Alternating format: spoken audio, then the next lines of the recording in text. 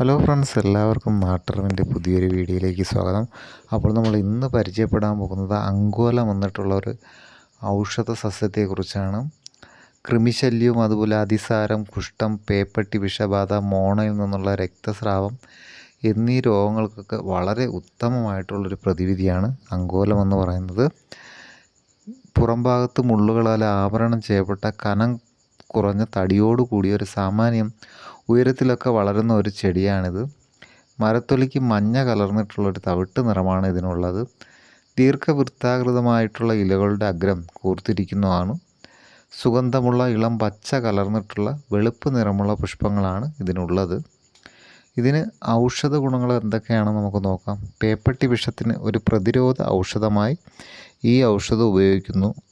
അതുപോലെ തന്നെ അതിസാരവും ജ്വരം എന്നിവയെ ശമിപ്പിക്കുന്നതിനും രക്തസമ്മർദ്ദത്തെ താൽക്കാലികമായി കുറയ്ക്കുന്നതിനും ഇത് ഉപയോഗിക്കുന്നു. രക്തശുദ്ധി ഉണ്ടാക്കുന്നതിനും കൃമിശല്യം കുറയ്ക്കുന്നതിനും ഇത് ഒരു ഉത്തമ ഔഷധമായിട്ടാണ് കരുതുന്നത്. കൂടാതെ വിഷം ശമിപ്പിക്കുന്നതിനും വേദന ശമിപ്പിക്കുന്നതിനും വളരെ ഉത്തമമാണ്. ഇതിലെ രാസഘടകങ്ങളൊക്കെ നമുക്ക് നോക്കാം. വേരിൻ്റെ പുറം തൊലിയിൽ അലാജിൻ, അതുപോലെ മാർക്കിനി എന്നീ ആൽക്കലോയിഡുകൾ അടങ്ങിയിരിക്കുകയാണ്.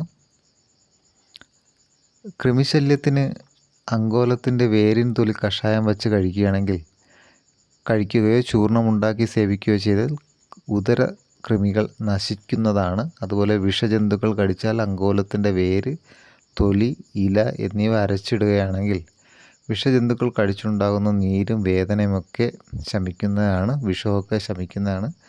അതിസാരത്തിനും കുഷ്ഠത്തിനുമൊക്കെ അങ്കോലത്തിൻ്റെ വേര്, തൊലി, കായം എന്നിവ അരിക്കാടിയിൽ അരച്ച് നിത്യവും 2 നേരം വീതം കുടിച്ചാലൊക്കെ അതിസാരം, കുഷ്ഠം എന്നിവയൊക്കെ ശമിക്കുന്നതാണ്.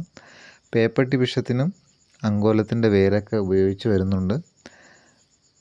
അതുപോലെ തന്നെ മോണയിൽ നിന്നുള്ള രക്തസ്രാവത്തിന് അങ്കോലത്തിൻ്റെ ഫലത്തിനുള്ള മാംസളമായിട്ടുള്ള ഭാഗം പഞ്ചസാരമായി ചേർത്ത് അല്പം ചവച്ചിറക്കിയാൽ മോണയിൽ നിന്നുള്ള രക്തസ്രാവത്തിനൊക്കെ ശമനം കിട്ടുന്നതാണ്.